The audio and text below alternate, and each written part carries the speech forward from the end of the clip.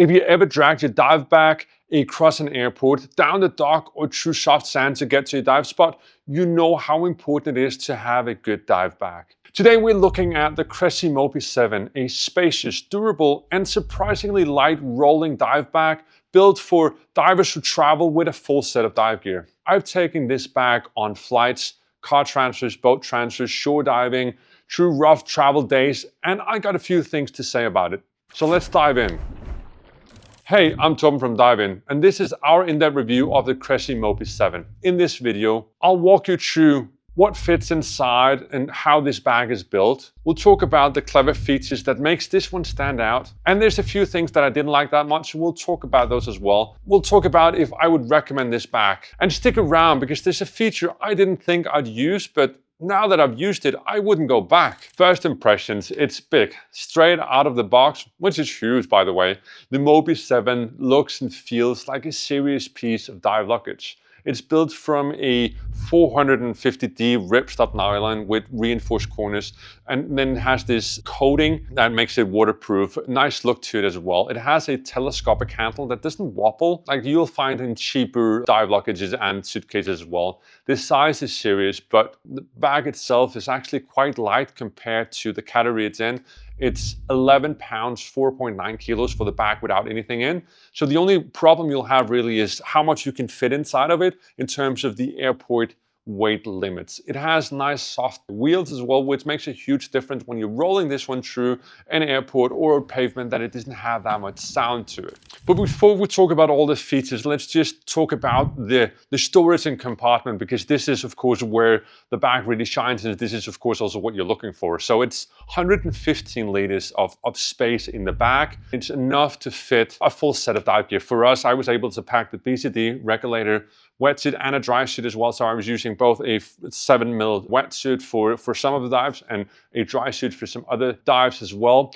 Then I had boots, gloves, SMBs, dive knife, mask, computers, you name it, all of it, a full set of dive equipment. And I was able to pack in some of my private stuff like my clothing for the trip as well. So really able to put in anything you want. There's side pockets as well for your fins, which is really nice because they are sometimes a bit longer and doesn't fit really in. There's you have them on the side where they're not taking up that from the main compartment. There's also two front pockets on it. The top one is with a waterproof zip. I'm not sure how waterproof this one is, and we did not test that, but I used this one on the dive boat to put my keys, wallet, phone in it as well, because it's a safer place to have it than your standard just in the big bag. So at some points I was storing things in that one. And then below that one, there's another front pocket that's detachable, and you can put a shoulder strap on this one. And this is, in the beginning, that's detachable. I saw this as a gimmick, but this is one of the things that I've been using mostly, because what you can actually use that for, I used it as a regulator bag. Normally I would never put it on the outside and then check in a bag.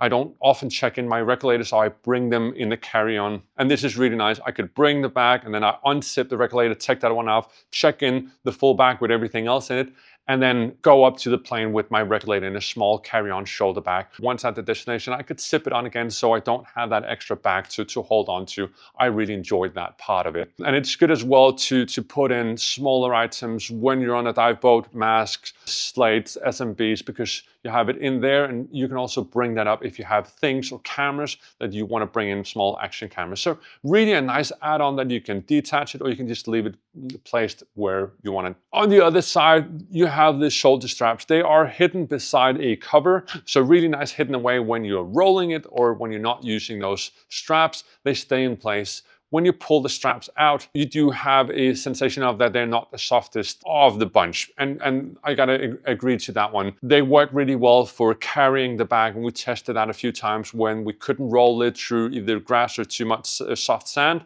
And it's really nice to have an option of putting the dive bag on the shoulders, but with a fully loaded bag with full dive gear, and you cannot carry it that far.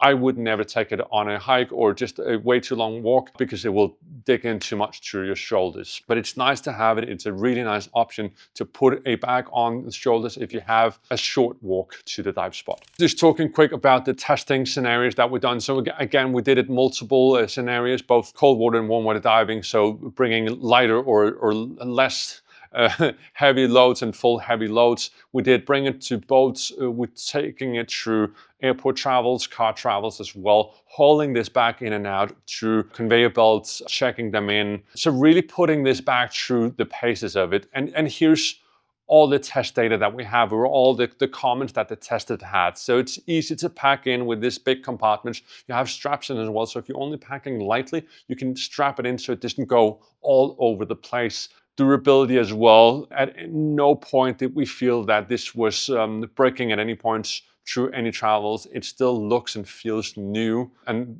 there is minor scratches to it, but that is again after rough handling, but it's nothing that it doesn't make it look any less new or nice. Rolling the wheels as well felt nice. You can lift up the telescopic handle. It's nice and sturdy.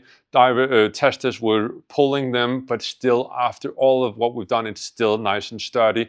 And again, as I mentioned previously, it has soft wheels, which makes less noise.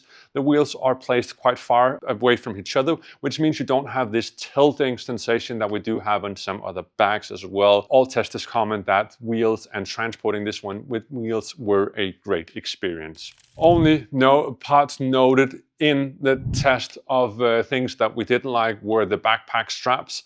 They are quite thin and they are on a really big, heavy bag, so you can really feel that they are digging in when carrying a fully loaded dive bag. Also, we've noted that the Cressi Moby 7 only has handles on the front and the back, so easy loading in and out. But if you are carrying it for a short distance, we did feel that we were missing a side handle on either of the sides where the fin pockets are placed. Now, who should buy the Cressi Moby 7? Who's this for? Well, divers traveling with all the dive gear, divers bringing a lot of things, rolling them through local dive sites or rolling it through an airport. No matter the thing, you will be happy with the Cressi Moby 7. It is a standout, high quality bag and actually at a quite good price. So it's definitely worth checking out. That's all we had for the Cressi Moby 7. If you have any questions or comments about this product, leave them down below. We'd love to answer your questions, of course. I'm Torben from DIVEIN, and as always, happy diving.